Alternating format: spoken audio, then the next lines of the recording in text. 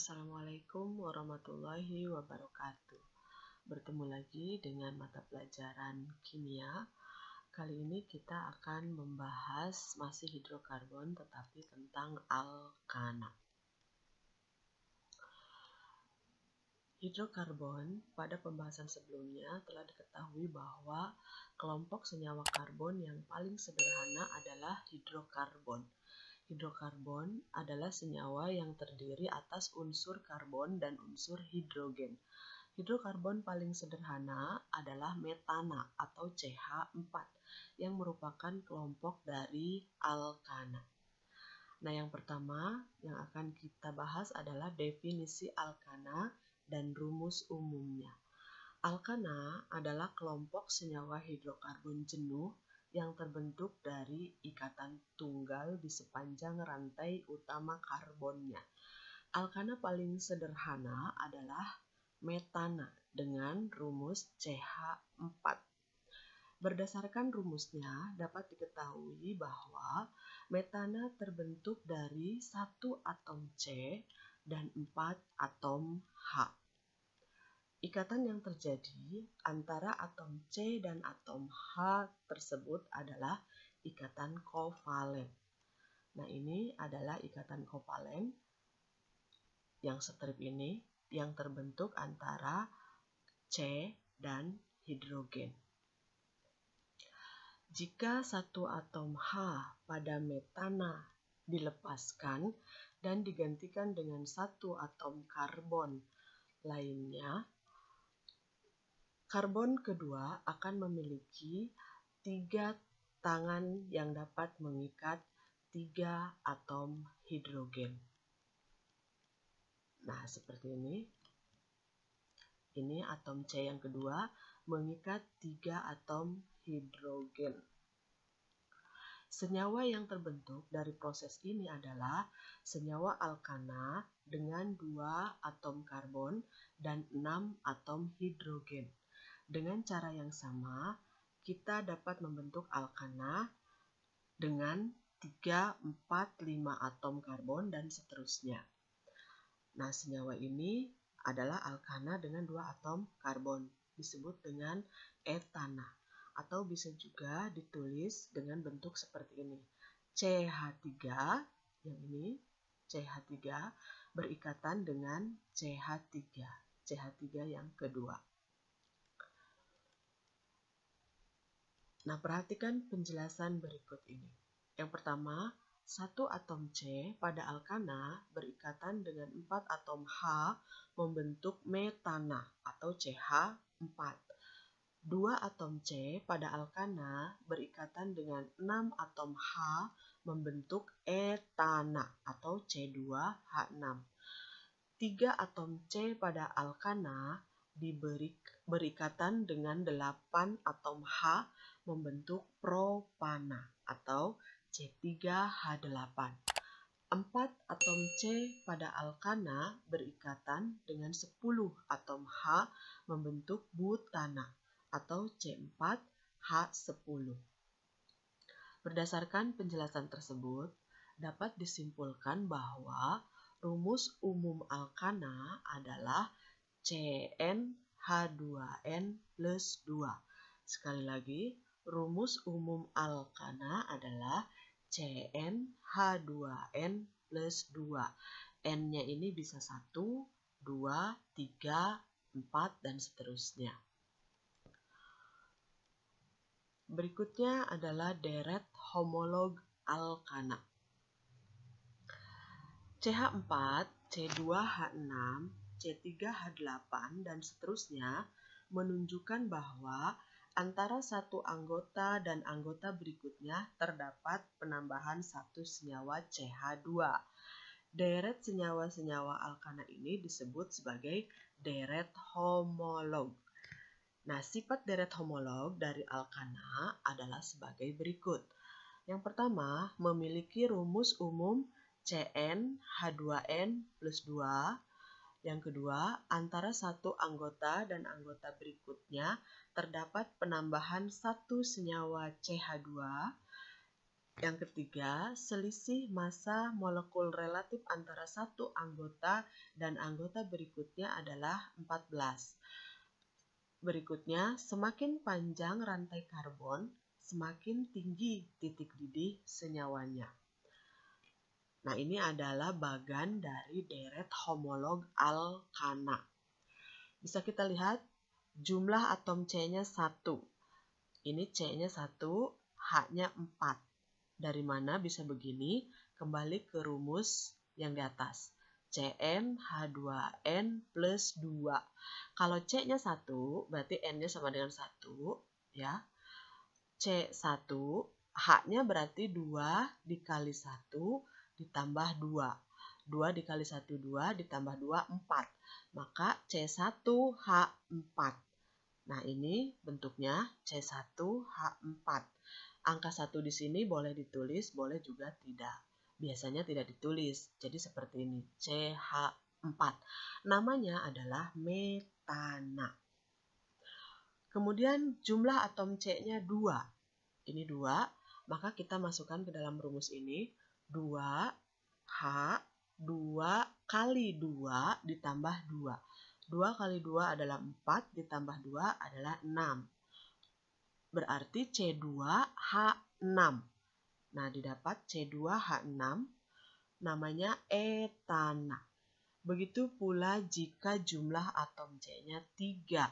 Tinggal masukkan ke dalam rumus, berarti C3 H 2 kali 3, 6 ditambah 2. Berarti 8. Maka C3H8.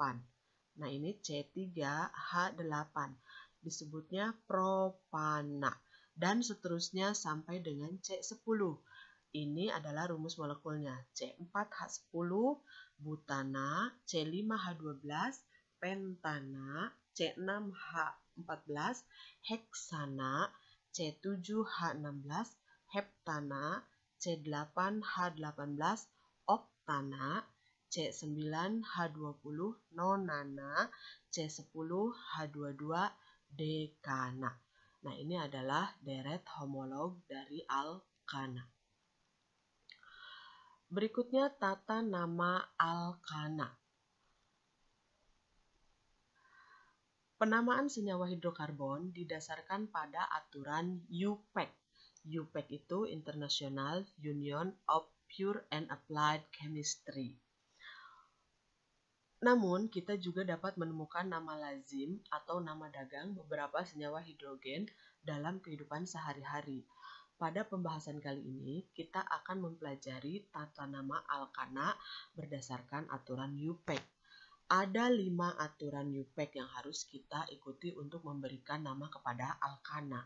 Yang pertama, nama alkana didasarkan pada jumlah atom penyusunnya yang diakhiri dengan akhiran "ana", seperti yang terdapat pada tabel tadi. Yang kedua, jika strukturnya telah diketahui dan merupakan rantai tanpa cabang, maka di awal nama diberi huruf N atau normal. Yang ketiga, jika rantai karbonnya bercabang, maka tentukan dahulu rantai utamanya, yaitu rantai terpanjang. Setelah itu, lakukan penomoran atom karbon dari ujung yang terdekat dengan letak cabang. Jika terdapat lebih dari satu kemungkinan rantai utama, maka pilihlah rantai utama dengan jumlah cabang terbanyak. Yang keempat, tentukan cabang yang terikat pada rantai utama. Gugus cabang yang juga merupakan hidrokarbon disebut alkil, yaitu alkana yang kehilangan satu atom H. Rumus umum alkil adalah CnH2n plus 1. Nama alkil mengikuti penamaan alkana dengan mengganti akhiran "ana" dengan -il. Jika terdapat lebih dari satu jenis cabang atau alkil, penulisan cabang diurutkan secara alfabetis. Yang kelima, penulisan nama, yaitu diawali dengan nomor cabang, kemudian tanda strip, nama cabang ditambah dengan nama rantai utama. Jika terdapat lebih dari satu jenis cabang yang sama, maka nama cabang diawali dengan angka Latin yang menunjukkan jumlahnya, yaitu di untuk 2, tri untuk 3, tetra untuk 4, dan seterusnya.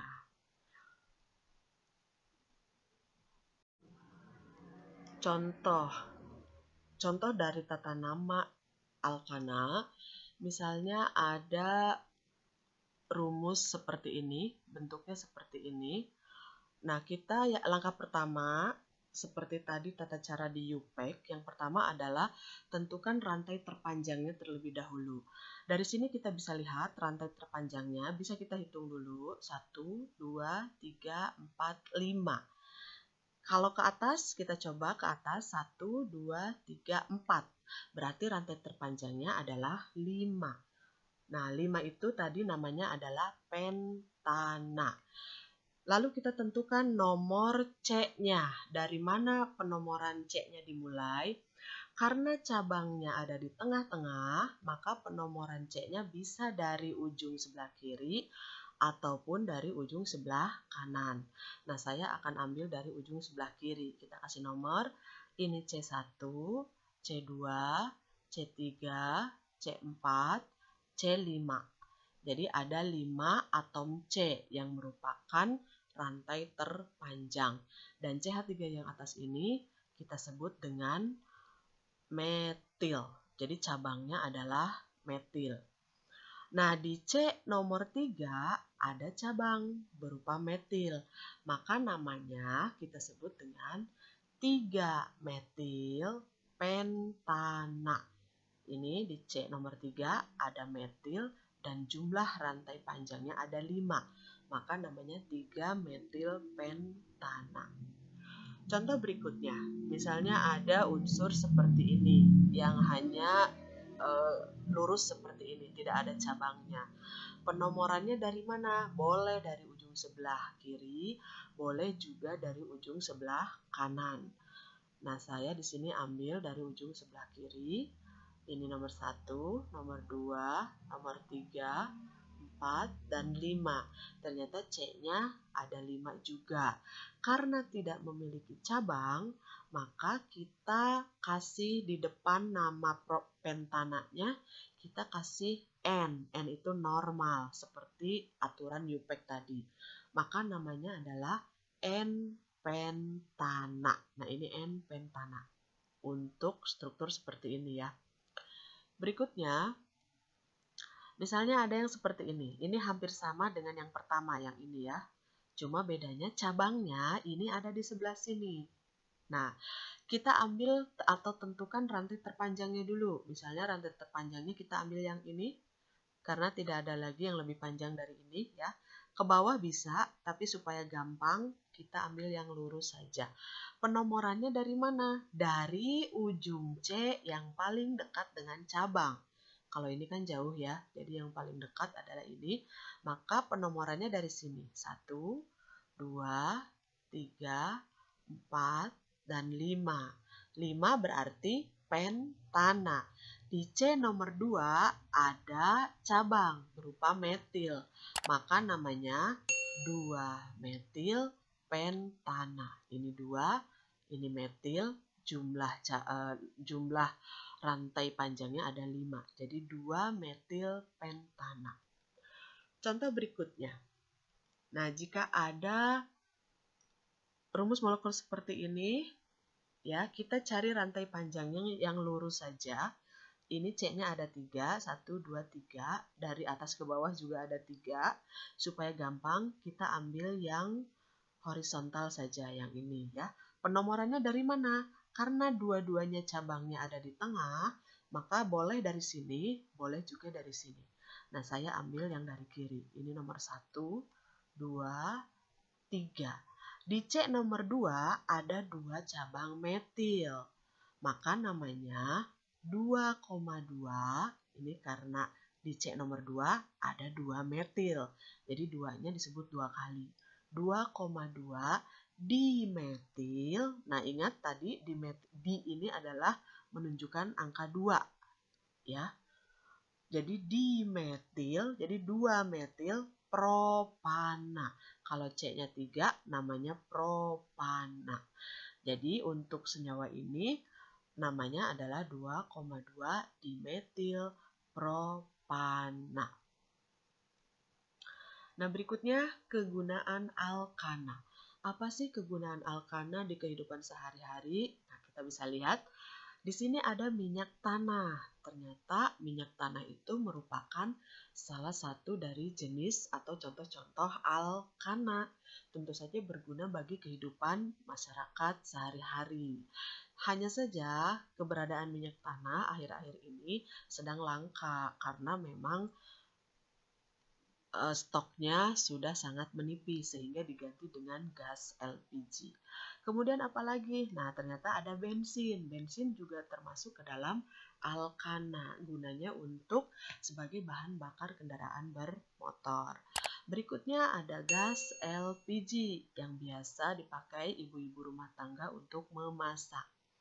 Berikutnya ada aspal. Nah, ternyata aspal juga termasuk ke dalam senyawa alkana yang biasa kalau misalnya kalian yang rumahnya jauh biasa melewati jalanan beraspal untuk menuju sekolah. Nah, ternyata kalian sudah menggunakan dari salah satu contoh alkana yang sedang kita bahas. Nah, sekarang tugas kalian adalah tentukan rumus molekul dari minyak tanah, bensin, gas LPG, dan aspal. Ya, jadi kalian cari rumus kimianya. Kalian bisa cari di buku-buku paket atau boleh searching di internet. Nah, baiklah. Terima kasih atas perhatiannya. Semoga penjelasan kali ini membuat kalian paham tentang alkana. Kita akan berjumpa lagi di video-video berikutnya. Wassalamualaikum warahmatullahi wabarakatuh.